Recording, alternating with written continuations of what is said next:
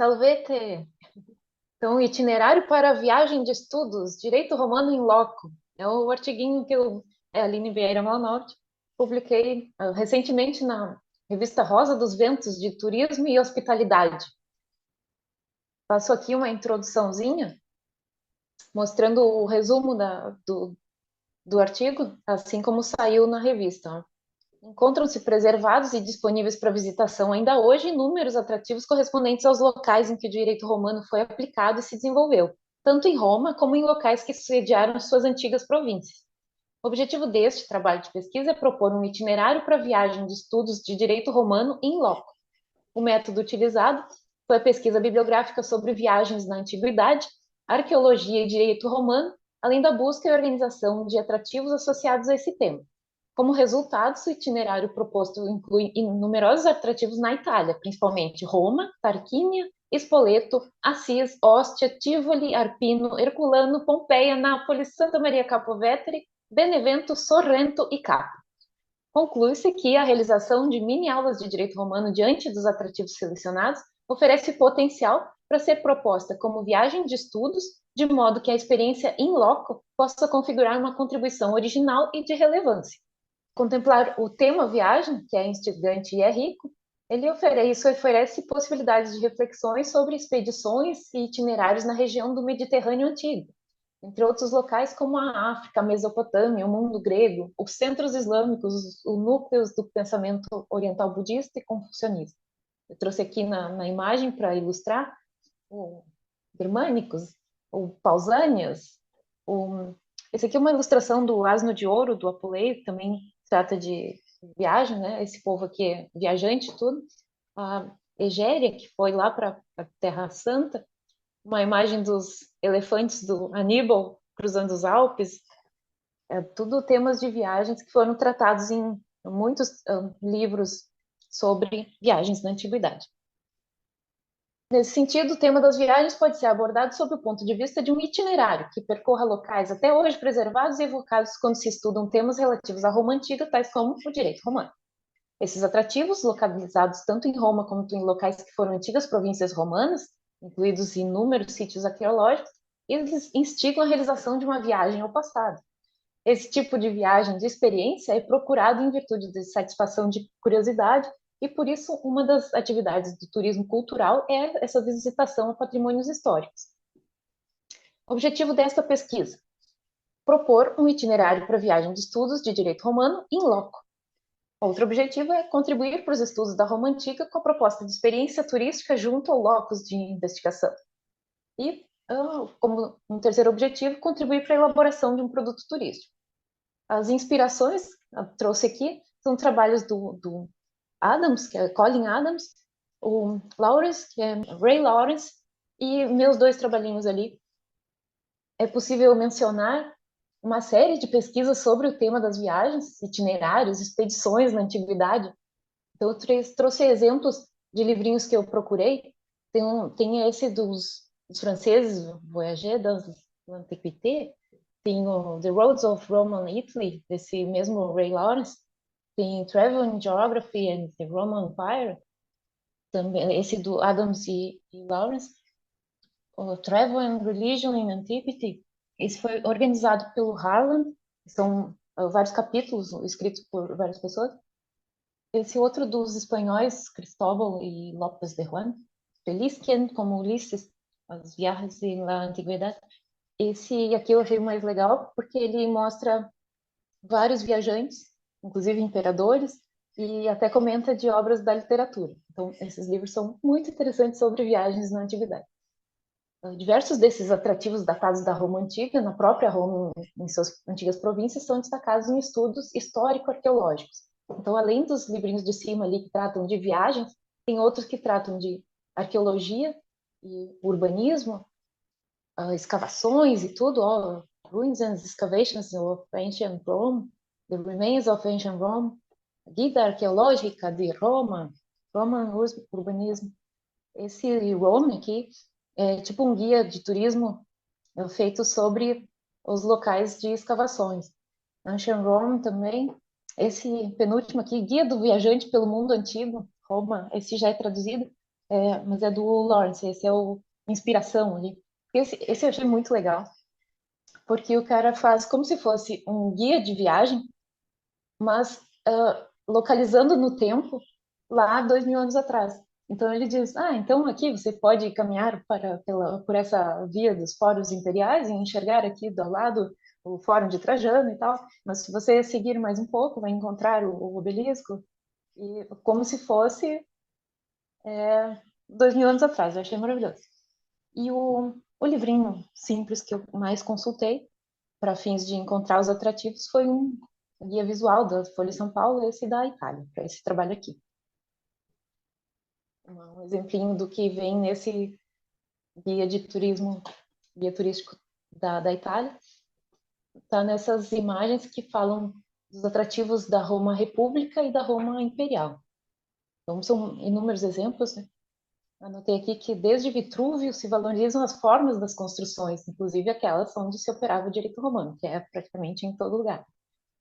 Pesquisas sobre como e onde se operava o direito romano foram feitas. Eu destaco só essa meia dúzia de obras, mas existem muitas. A importância do direito romano, eu sempre me surpreendo que nos artigos que a gente escreve, a gente tem que ficar justificando a importância. Então, quando eu enviei esse artigo para essa revista, que é de turismo, eles pediram para incluir lá um parágrafo que diga, olha, me fala para os leitores aqui qual é a importância do direito romano. Então, fui lá, peguei de uma obra sobre direito civil atual, do professor Bruno Mirage, um, e trouxe aqui um parágrafo dizendo, olha, o direito romano é a base de tudo, basicamente, né?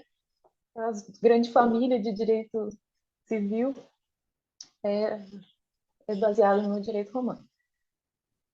Sobre metodologia, eu sempre gosto de trazer, né? Pesquisa aplicada, propositiva, método de estudo de caso, um foco na proposta do itinerário sobre o direito romano, que ofereça um novo ponto de vista para viajantes de estudo. Coloco aqui as inspirações principais, né? Esse que eu comentei, o da Amanda Claridge, também fala mais das escavações atuais que podem ser encontradas, e o Folha de São Paulo. As etapas da pesquisa bibliográfica sobre o direito romano. Fiz também a parte da pesquisa filmográfica, que a gente já apresentou em outra ocasião, e disponível no canal Seminários de Direito Romano.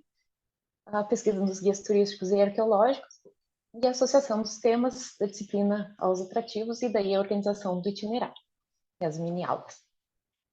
A parte dos filmes e séries, eu trago aqui aquele teaser que eu cheguei a montar, que eu apresentei, e alguns filmes e séries que podem ser associados a locais que vão ser visitados aqui nesse itinerário.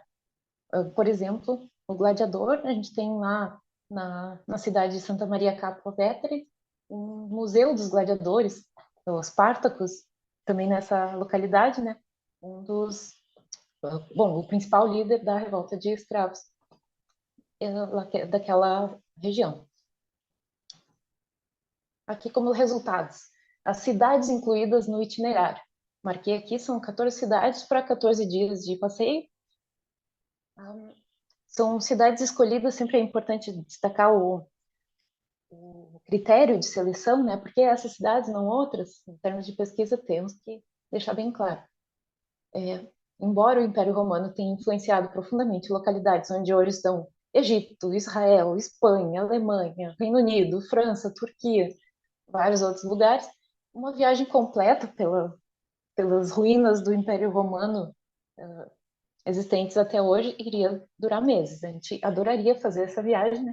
Mas para fins de um itinerário viável, teria que escolher. Então, o critério de escolha é a quantidade de atrativos e a proximidade para fins de viabilidade, proximidade de Roma e proximidade ali de Nápoles, que são, reparem nesse mapa, que dá para identificar cidades mais do centro da Itália, próximas de Roma, que dá para fazer como eles chamam, bate-volta, né? Se hospedar em Roma e fazer os passeios a Tarquínia, a Ostia, a Spoleto, a Tivoli. E aí, num segundo momento, vim para o sul, passar em Arpino, se hospedar em Nápoles, então passar em Santa Maria Capua Vetere, em Benevento, visitar Pompeia, Herculano, Sorrento e Capri. Então, a viabilidade de um itinerário também é um critério importante. começando naturalmente por Roma, né? O primeiro atrativo a ser visitado é o Fórum Romano, um dos principais lugares em que se operava o direito. Obras que eu identifiquei sobre o estudo dos fóruns, esses aqui, Studies on the Italian Forum, fala de todos os fóruns romanos que ainda existem nas escavações e ruínas visitáveis. A outra obra fala do Fórum de Trajano. Trouxe aqui o Moreira Alves sobre o lugar em que se operava o direito, ou em que se operavam o processo, a ação, tanto em Roma quanto nas províncias. Ele fala sobre o lugar no comício, nas basílicas, e fala que nas províncias era diferente, porque daí podia ser em qualquer lugar, né? Então, tem aqui. Em relação aos museus de Roma, estamos visitando Roma aqui, museus capitolinos, Museu Nacional Romano. Então, tem essas obras que estudaram o acervo desses museus. Uma delas é um catálogo das esculturas antigas preservadas. Eu trouxe aqui a loba capitolina do Museu dos Museus Capitolinos, né? E a carinha dos Museus Vaticanos, que, enfim, tem muitas esculturas do período clássico. Observação em relação ao direito romano: os museus guardam, por exemplo, vasos, pinturas, esculturas, que são citados pelo Gaius quando ele trata dos modos de aquisição da propriedade. Então, se alguém pintar em tela minha, se entende que a tela acompanha a pintura, lembra, né? Em matéria de especificação, se do meu ouro ou da minha prata fizeres um vaso, pergunta-se se é teu ou meu aquilo que fizeres com o que me pertence. E aqui temos material para uma treta gigante, né? A ver. Museus Capitolinos, estamos aqui na entrada deles, né? Tem um prédio na esquerda, outro prédio na direita. Aqui no destaque, nesse quadrinho circulado de vermelho, partes das ruínas do Templo de Júpiter. E aí eu trago aqui do Moreira Alves a Confarreatio, uma cerimônia que é própria, né, do Templo de Júpiter. Então, a Flamindialis tem que estar presente, temos que comer o bolinho, né, panis farveus, e fazer a convenção humana. Essa cerimônia, idealmente, eu imagino assim, a gente fazendo o passeio, a gente encenar, com certeza, achar 10 testemunhas, encontrar um Flamindialis, um sacerdote lá, um juiz, né? Achar um casal que possa se prestar a fazer sua cerimônia de confariate e achar um pãozinho e fazer toda a simulação. Eu acho que pode ser muito legal. Outro lugar é a Via Ápia. Eu trouxe aqui livros e artigos que tratam da Super Via Ápia e tem um destaque aqui, tá o Claudius Quecos, Appius Quecos, sei lá, uma imagenzinha da Via e algumas das catacumbas que existem lá. Trouxe aqui um detalhe sobre prece religiosa, que são as coisas consagradas aos deuses mães. Em relação, nesse passeio todo, temos muitas oportunidades de tratar em mini aulas sobre a classificação dos bens, né? Então, res públicas, res privada, res religiosa, res sagrada, res santa. Então, muitas das ruínas podem ser classificadas até num quiz, né, entre os viajantes aqui, e é um tema de estudo que pode ser retomado a cada visita feita, né, cada atrativo. Aqui temos as termas de Caracalla, estão incrivelmente bem preservadas, eu acho, né? Uma das obras que estudou essas ruínas, as termas de Caracalla.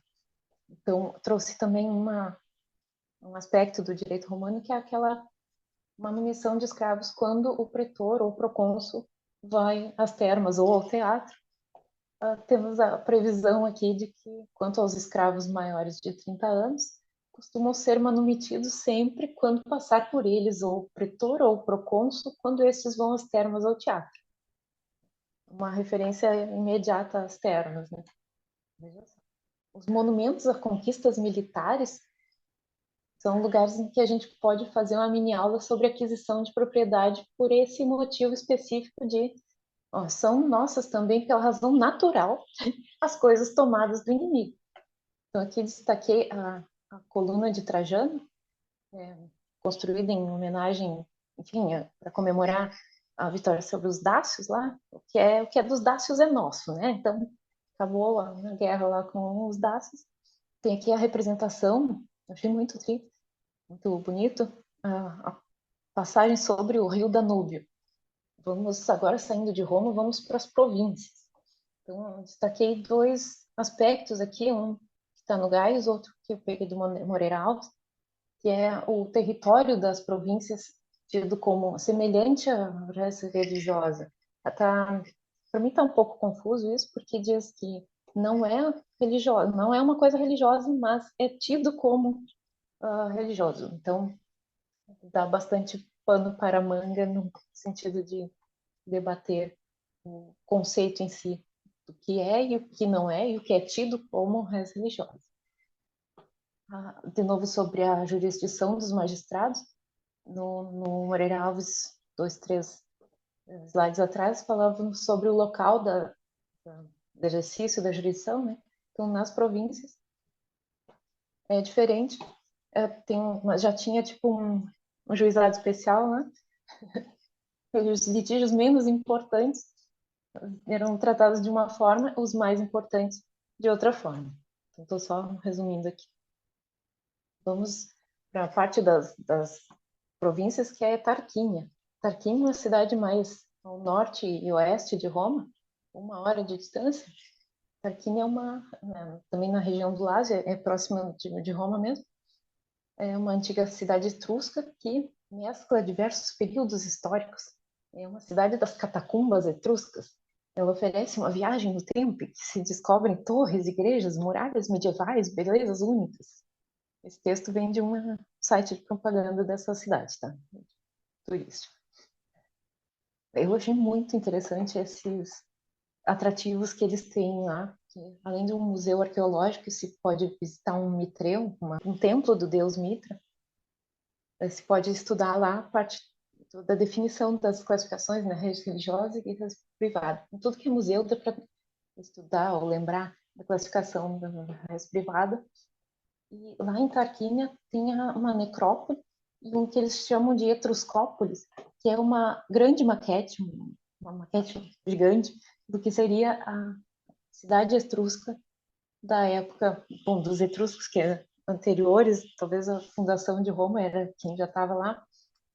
Tem muitas tumbas, reparem que muitas delas são hipercoloridas e preservadas até hoje. Tem uma variedade de tumbas visitáveis. E tratando de tumbas, né, podemos sempre falar sobre sucessões, sobre heranças. Ainda que seja um lugar meio macabro, é lugar para falar sobre, para ter uma aulinha sobre sucessões.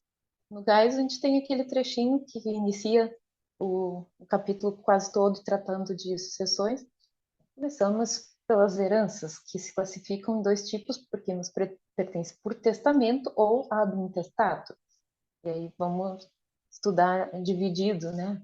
De um jeito e de outro. A maioria fazia testamento, minoria faz hoje. Sobre sucessões e a contribuição dos etruscos ao direito romano, podemos estudar nessa cidade de Tarquínia. Aqui trouxe do Moreira Alves essa questão sobre a res religiosa. Tinha critérios para ser considerada, né? Então, que a sepultura lá fosse fora do perímetro urbano, que tivesse consentimento do proprietário da terra onde se vai enterrar, né? Que ali efetivamente se achasse enterradas cinzas ou um cadáver, e que a inumação fosse definitiva e não provisória. Atendendo esses critérios, temos uma sepultura, uma res religiosa.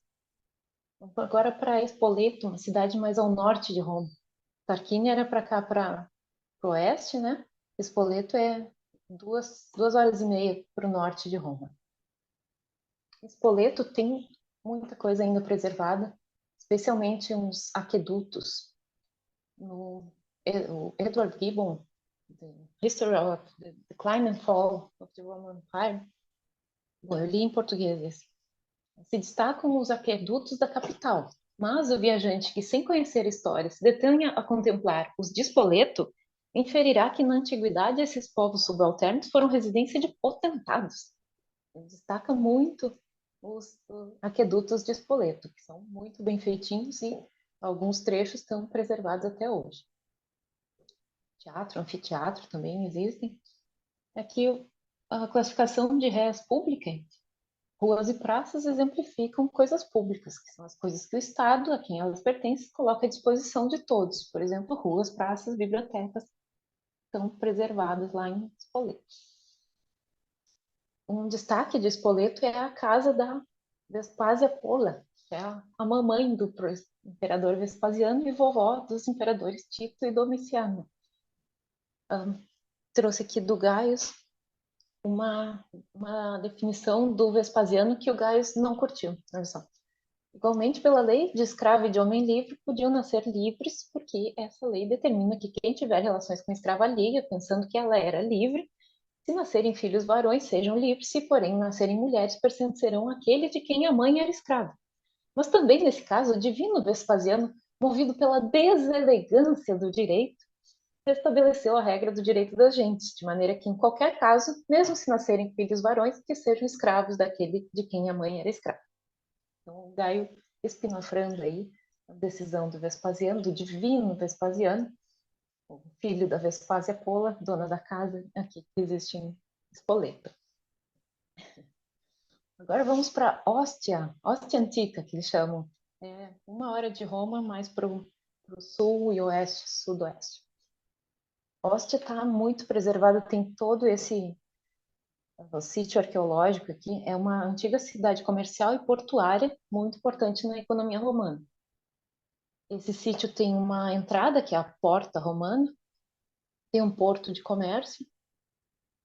Aí tem a estrutura arquitetônica, urbanística dos romanos, né? O Decumanus Máximo e Cardos Máximos, grandes avenidas, né? Tem mosaicos, coisa mais linda. Tem inscrições nos prédios, tem lojas, porque era uma cidade comercial, portuária, né? Ruas, teatro, tem um teatro ainda preservado. Tem uma sauna, né? Umas termas, mais de uma até, uma latrina também. O Templo Capitolino, teatro, termas de Netuno, mostrando que itens muito bem preservados, né? E muitas pesquisas que trataram de Ostia. Ostia in late antiquity, ricerche su Ostia e suo território. E tomos del Ninfeo et Ostia.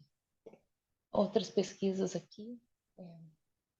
Aí um comentário do Gibbon sobre Ostia, né? Ele fala assim que a Itália carece, em geral, de baías seguras, mas o esforço humano substituiu essa desatenção da natureza, especialmente no porto de Ostia, completamente artificial. Ele é situado na boca do rio Tibre, elaborado pelo imperador Cláudio e situado a apenas 26 quilômetros da capital. Era muito útil e um monumento do poderio romano. Uma cidade que está bem preservada e foi super importante por ser um porto e ser o point do comércio. Então, lá, por ser uma cidade comercial, podemos ver lá a Praça das Corporações, o depósito de mercadorias do porto. Aí a gente pode estudar tipos de contrato, responsabilidade civil, indenizações, obrigações, seguros, todos aqueles institutos relacionados ao comércio, especialmente, né, obrigações e tudo. Esses mosaicos tem um destaque grande em Ostia e são umas coisas lindas. Eu trouxe só dois aqui. Esse aqui é o mosaico dos medidores de grãos. E esse eu relaciono com um trecho de Gaius que é, pelo edito do Cláudio, os latinos adquiririam o direito de cidadãos romanos se construíssem um navio para navegação marítima com a tonelagem de 10.000 alqueires de trigo e se nesse navio ou no que o substituir, transportassem trigo para Roma durante 6 anos. Essa é uma forma de aquisição da cidadania por força de lei, relacionado aqui ao comércio marítimo realizado em Ostia e relacionado a relacionado porque eu quero, né, o mosaico de medidores de grãos, que tinha que medir os grãos para saber se o fulano tinha a tonelagem de 10.000 arqueiros de trigo no seu navio que vinha transportar grãos para Roma durante 6 anos. Tivoli. Tivoli é uma cidade próxima de Roma, também aqui mais para o leste, ela tem de especial a Vila Adriana. É a sede dos estudos e lazeres do imperador Adriano. É uma cidade mais antiga do que a própria Roma, diz aqui.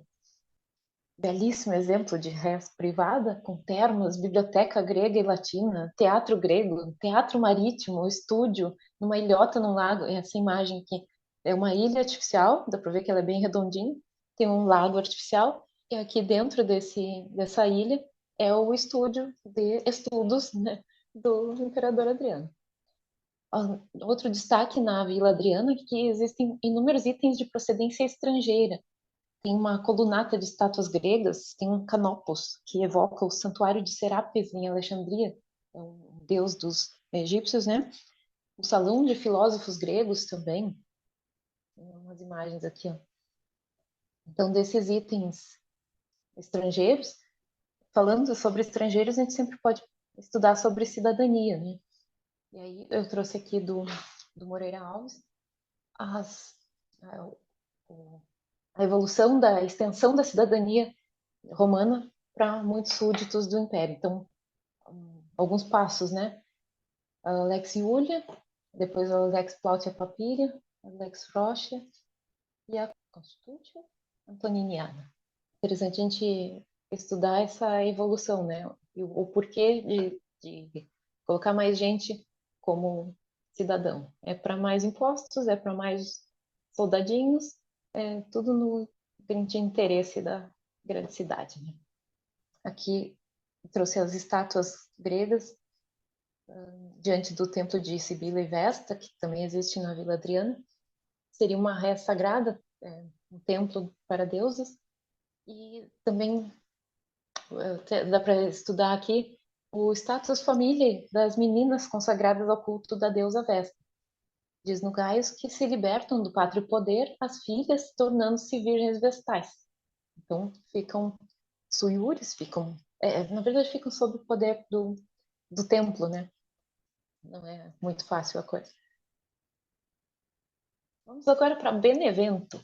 De Roma até Benevento, aqui, tem umas 3 horinhas, 4 horinhas. Benevento é mais para sudeste de Roma. Benevento conserva monumentos como a Porta-Arsa, a Ponte Romana, as termas, as ruínas do Teatro Romano, Museu del Sannio. Então, esses itens, ó, a Porta-Arsa, a porta romana conservadíssima, né? Tá inteira, usada até hoje. A Ponte Romana, tem as ruínas das termas e o Teatro Romano, que também está inteirão. Mas as coisas mais legais de Benevento têm a ver com o Trajano. Tem esse arco magnífico aqui, é considerado o mais bem preservado, até mais do que os de Roma. É incrível, né? Pai, é maravilhoso. Um comentário de pessoas que estudam estatuária e monumentos da época clássica destacam esse arco como o Arco de Trajano em Benevento é o principal arco de triunfo erguido pelo Senado de Roma em honra do imperador Trajano. Ele foi retratado pelo Giovanni Battista Piranesi, expondo uma leitura da urbe moderna que se estruturava em sua época através dos monumentos da antiguidade. E tem tipo uma crítica, uma apreciação, né? Obras como essa do artista contribuíram para a formação de um imaginário fantástico no Ocidente sobre as glórias da antiguidade clássica moderna. Legal a gente estudar as conquistas militares representadas nesses arcos, sempre com um olharzinho crítico também, né? Em Benevento tem tudo do Trajano, estátua do Trajano, via do Trajano, arco do Trajano. E um detalhe do direito que está no Gaius, feito pelo Trajano, a gente traz aqui. O liberto cidadão romano pode, às vezes, morre como se fosse latino, no caso em que o latino, por exemplo, obtiver por ato do imperador o direito dos quirites, é salvado o direito do patrono. Pela Constituição do imperador Trajano, se o latino obtiver o direito dos quirites contra a vontade ou na ignorância do patrono, Esse liberto terá em vida direitos iguais aos dos outros libertos cidadãos romanos, sendo que os filhos que tiver serão seus pelo direito civil. Entretanto, morre Latino e os filhos não podem ser seus herdeiros. Só pode fazer testamento instituindo o herdeiro ao patrono e substituindo-o se ele não quiser ser herdeiro. Vamos para Capua, que é próximo de Benevento, que é 15 minutos de Benevento. Capua, que é Santa Maria Capua Vetere, o nome da cidade. Aqui, Espartaco liderou a revolta dos gladiadores no ano 73 a.C. Pode ser visitado o Museu dos Gladiadores, o Arco de Adriano, Castellum Aquae, Domus de Confuleiros, Domus de Via degli Orti, Mitreum e o Museu Arqueológico da Antiga Capua. Olha só que gigante, este é o Coliseu de Capua, na verdade. O grande anfiteatro de Capua é o segundo maior da sua época. Nele se realizavam apresentações, por exemplo, de gladiadores. E aí o Gibbons, aquele nosso amigo, diz que quando o Coliseu foi construído em Roma, se levantaram edifícios de idêntico desenho e idênticos materiais, em menor escala, nas povoações de Capua e Verona. Então, em Capua tem o segundo maior Coliseu, em Verona tem o terceiro maior Coliseu. Temos essa construção gigante ainda visitável. Os aspectos dos gladiadores, tem aqui no Gaius a questão sobre se o contrato de trabalho lá dos gladiadores, se era um contrato de venda ou de locação de trabalho. Diz o Gaius, procurando-se gladiadores que concordem em receber 20 dinheiros em pagamento pelo trabalho de cada um que sai ileso e 1.000 de cada um dos mortos ou feridos, pergunta-se se há venda ou locação. Conforme a opinião da maioria, existe contrato de locação quanto aos gladiadores que saírem ilesos, e de venda quanto aos mortos ou feridos, dependendo de saber pelas circunstâncias qual dos dois contratos se realizará, como se fosse condicional à venda ou alocação de cada um dos gladiadores. Não resta dúvida de que as coisas possam ser vendidas ou locadas sob condição. Interessante isso, né, aplicado para o trabalho dos gladiadores. Então, pode existir esta condição. Eu trouxe na imagem aqui dos caminhos que os gladiadores percorriam para dentro do grande teatro de Capua, e aqui embaixo uma imagem do Museu dos Gladiadores que existe nessa cidade. Sobre a escravidão e a condição jurídica, status libertatis, a determinação das possibilidades de manutenção dos escravos tem variedades.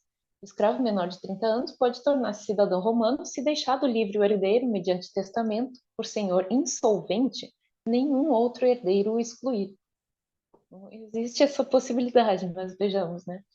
Tem umas imagenzinhas de Capua, o Mitreu, o Castellum Aquae e outro trechinho do nosso anfiteatro gigante. Arpino, vamos visitar Arpino, é próximo de Capua Benevento, nós estamos no caminho de volta para Roma. Arpino é a cidade onde nasceu o orador Cícero, sabemos. Lá tem a Acrópole da Cidade Velha, a Porta de Saturno, as muralhas ciclópicas, a Torre de Cícero e outros exemplos de res pública e res sagrada. Umas imagens aqui da cidade, na Acrópole se vê toda a cidade. Essas muralhas ciclópicas aqui, a muralha lá é construída com pedras gigantes, então se atribui aos mitológicos ciclopes a construção dessas muralhas. É incrível, né? O nosso amigo Gibbon faz um comentário sobre Arpino, que diz assim, o povoadinho de Arpino pode jactar-se da dupla glória de dar a luz a Cícero e a Mário. Esse último, merecedor do título de terceiro fundador de Roma, depois de Rômulo e Camilo, e o Cícero, depois de salvar a sua pátria dos intentos do maldito Catilina, possibilitou que competisse com Atenas pela palma da eloquência. Grande Cícero. Aí, sobre as coisas privadas, vamos tratar aqui, como diz o Gai, é outro assunto, né? Coisas de direito humano são públicas ou privadas. As coisas públicas consideram-se como não estando entre os bens de ninguém, reputando-se como sendo da própria comunidade. Privadas são as coisas particulares. Trouxe essa aqui para a gente diferenciar as muralhas, por exemplo, né, que são coisas Vamos para Herculano, a cidade soterrada pela lava do Vesúvio no ano 79 depois de Cristo. Estão preservadas vias, casas, lojas, belos mosaicos, a Vila dos Papiros, pavilhão de barcos. Nessa Vila dos Papiros, aqui está uma imagem tá meio pixelada, acho. A imagem das escavações, que são mais ou menos recentes, ainda estão usando tecnologias novas nesses papiros aí para conseguir fazer a leitura desse material sem destruir, né? Porque o materialzinho de 2000 anos, encosta, ele desmancha, mas com os lasers e coisinhas avançadas aí, estão conseguindo fazer leitura até dos palimpsestos que ficam, né, um texto sobre o outro, um apagado, um mais ou menos apagadinho, um mais novinho em cima, e estão conseguindo fazer isso sem destruir nada. Uma coisa fantástica, né? Acho maravilhoso. A gente está descobrindo novidades por conta desses materiais que estão armazenados lá e estão podendo ser acessados hoje em dia por conta dessas tecnologias que não são invasivas, que não destroem e permitem obter o conhecimento. Isso é fantástico. Eu trouxe aqui da parte do direito dados no gás a especificação das coisas escritas. É meu o que alguém escreveu em meu papel ou pergaminho, é o meu papiro, né? Mesmo com letras de ouro, porque as letras acompanham o papel ou pergaminho. Assim, se eu exigir os livros ou pergaminhos sem pagar o custo da escrita, poderei ser contestado pela extração de dolo mal. Também gera uma treta, né? Aqui, ó, ainda em Herculano, esses mosaicos trouxe uma sequência de imagens aqui na rua, que ainda está preservada, com as construções mais ou menos preservadas, né? Reparem que nas paredes dos prédios ainda tem as pinturas e numa determinada casa lá tem um mosaico de Netuno e Anfitrite que tá maravilhoso, tá perfeito. Então, Netuno, o deus dos mares, Anfitrite, como é que chama? Não é Tritão, é uma ninfa dos rios, dos mares. E me fez lembrar da regra sobre peixes e a aquisição de propriedade de animais, né? Bom, por direito natural, adquirimos não só as coisas que se tornaram nossas por tradição, como também as adquiridas por ocupação, porque a ninguém a elas pertenciam antes, como as coisas apanhadas na terra, no mar e no céu. Portanto, se capturamos animal selvagem, ave ou peixe, o animal torna-se logo nosso e continua nosso, enquanto sujeito à nossa guarda. Fugindo-lhe, porém, e voltando à liberdade natural, torna-se novamente do primeiro ocupante, pois deixou de ser nosso, retornando à natural liberdade que escapou aos nossos olhos ou que, embora a nossa vista, é de difícil apresamento. Trouxe esse trecho em homenagem ao Netuno e Anfitrite aqui do mosaico super preservado de Herculano. Vamos a Pompeia, célebre cidade romana soterrada pelas cinzas da erupção do vulcão Vesúvio no ano 79. Herculano foi soterrada pela lava, né? Porque Herculano tá assim, ó, esse redondinho verde aqui é o vulcão. Herculano está na beira aqui, né? Pompeia está um pouquinho mais ao sul. Então, Pompeia sofreu com as cinzas, mas Herculano sofreu com a lava mesmo. Pompeia é um vasto sítio arqueológico, tem muita coisa já descoberta aqui. Estão preservadas muralhas, ruas, casas, praças, lojas, termas, um lupanar, um fórum, uma arena gigante, um anfiteatro imenso, dá para ver aqui na direita. Ainda se conservam construções da época romana, residências, como a Vila do Fauno, a Vila dos Veti, são exemplos de res privada, as praças, os templos, as ruas, uma importante é a Via della Abundanza, onde tem as lojas, né, a abundância de itens, mercadorias e tal. Tem o fórum, o anfiteatro, os banhos, as lojas, o câmbio, o lupanar, a arena são res pública. Santuário dos Lares seria um exemplo de res religiosa. As muralhas da cidade, um exemplo de res santa. Também as coisas santas, como os muros e as portas da cidade, são, de certo modo, de direito divino. Está lá no Gaius, para a classificação de res santa. As lojas, a praça e as ruas de comércio evocam as diferentes obrigações provenientes de contratos no direito romano. Então, podemos estudar sobre contratos. Obrigações, cuja principal divisão é a que distingue em duas espécies, que toda obrigação nasce ou de um contrato ou de um delito. As que nascem de contrato, existem quatro espécies. A obrigação se contrai pela coisa, por palavras, por escrito ou pelo consenso. Está ali no GAES essa definição das classificações de obrigações obtidas, nascidas por contrato. Pompeia é super estudada também, especialmente nos aspectos sociais e econômicos da cidade. É impressionante porque, como a cidade está muito preservada, muitos estudos puderam ser feitos em relação a remontar como é que era a vida social, a vida econômica nessa cidade. Então, Houses and Society em Pompeia e Herculaneum, Domestic Spaces em The Roman World, Pompeia e Bayonne, que The Economy and Society of Pompeii, Ancient Pompeii, Roman Pompeii, Space and Society. Essa imagem aqui é da padaria de Modesto, o Panifício de Popídio Prisco. Essa me faz lembrar, podemos fazer uma mini aula aqui diante dessa padaria, sobre a obtenção da cidadania pelo exercício da profissão de padeiro.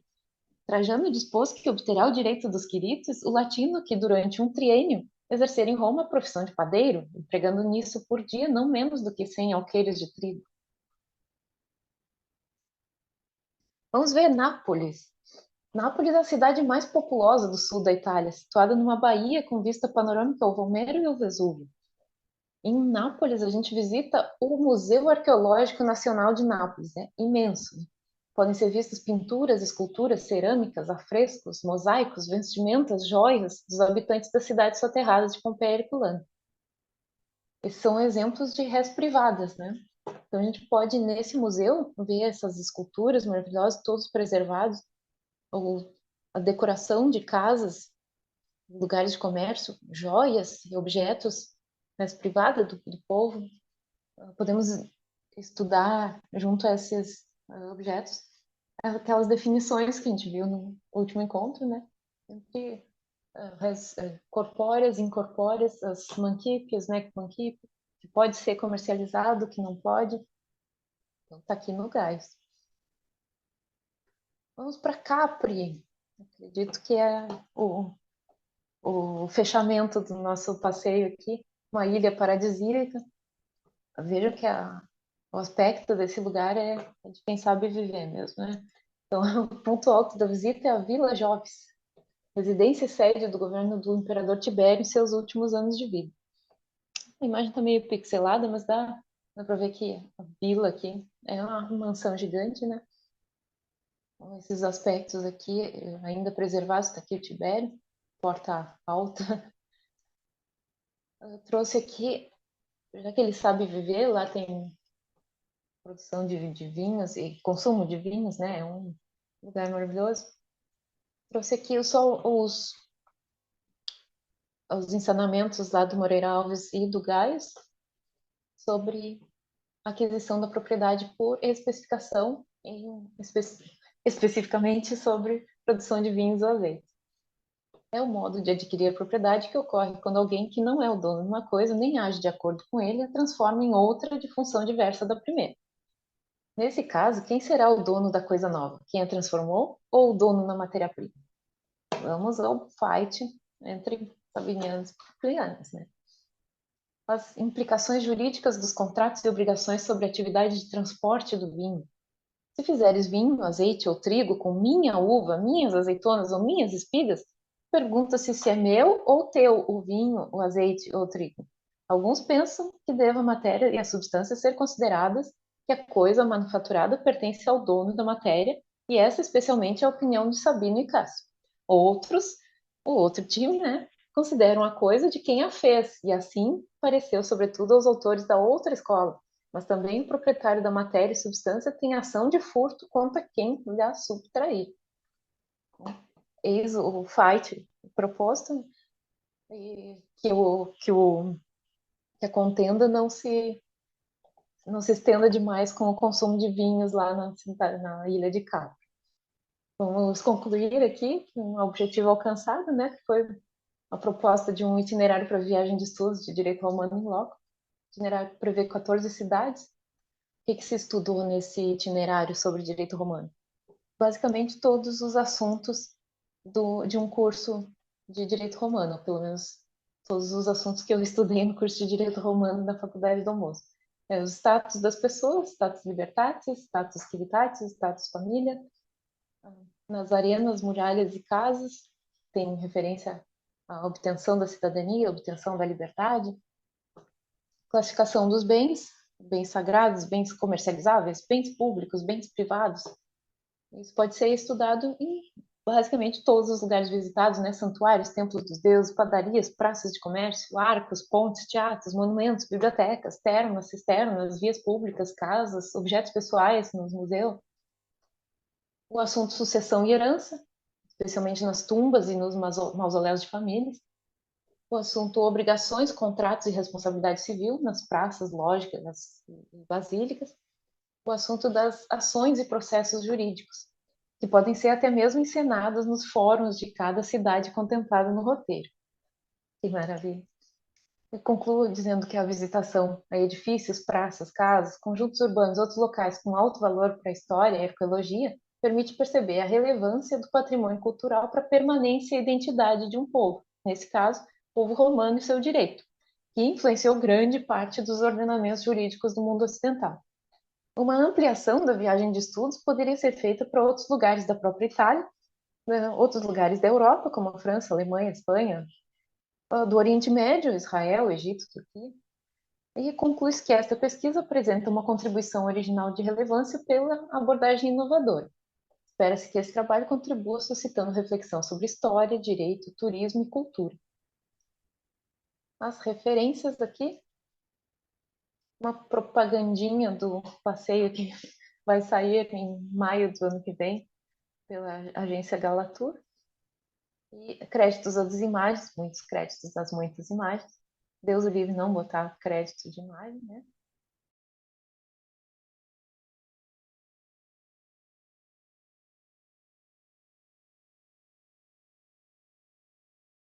Muito obrigada, graças Tiago. De novo, eu sempre elogio esse seu trabalho, né? Ele é muito original, muito único. Eu não conheço ninguém que faça isso e isso é legal, né? Explorar uma área nova. Porque, assim, de guias turísticos para a história romana em geral tem muito, né? Mas para o direito romano em específico é algo, é algo mais raro. É interessante que tu busque isso. Mas muito interessante tu me disse que tu pretende vir para a Alemanha, né? Aqui também, eu espero que tu faça um aqui, principalmente em Colônia, né? E aqui em Trier, principalmente nas lojinhas, né? Que tem museu. Eu acho que todo museu tem alguma lojinha, assim, com souvenirs e tudo. O daqui de Trier é muito legal, porque tem muitas coisas, assim, sobre o dia a dia dos romanos, né? Tipo, utensílios. Eu comprei um tempo atrás um vinho, né? O Mussum, né? Tem livros de receitas, de comidas romanas e tudo isso. Roupas, né? Tudo essas épocas eu acho muito legal. Então, caso tu vier por aqui, eu recomendo e tudo e continua. Mas é isso, parabéns, Aline, e espero nos próximos capítulos, né? Uhum. Vindo para a Alemanha, faz o da Alemanha, que eu quero ver também. Valeu. Bem que aqui vai ter muita coisa, mais coisa de guerra, né? Tipo assim, Ah, é? os romanos invadiram o Reino contra os bárbaros, essas coisas. Parabéns, Aline. Outra excelente apresentação sobre o tema das viagens relacionado ao direito romano. Faço as palavras do Bruno a minha, é realmente algo muito original e mais rico do que as pessoas em geral consideram, né? Deveriam olhar com mais carinho para esse tipo de pedagogia em loco. Uhum. Com certeza eu vou revisitar os seus artigos quando eu for fazer a minha viagem para a Itália. Eu só tenho uma dúvida que eu fiquei que eu não consegui ler por causa do tamanho da miniatura. Qual é as Institutas do Gaio que você utilizou? 2004, dos Cretelas. A do Cretela? É. Certo. Eu nunca É a tinha visto a que. capa dela e eu não Ah, identifiquei.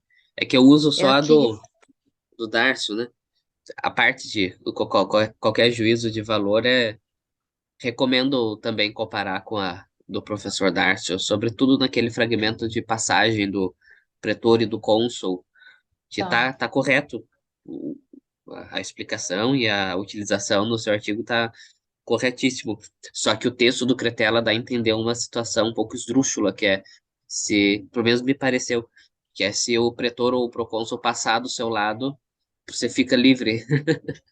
É, Ah, sim. era situação.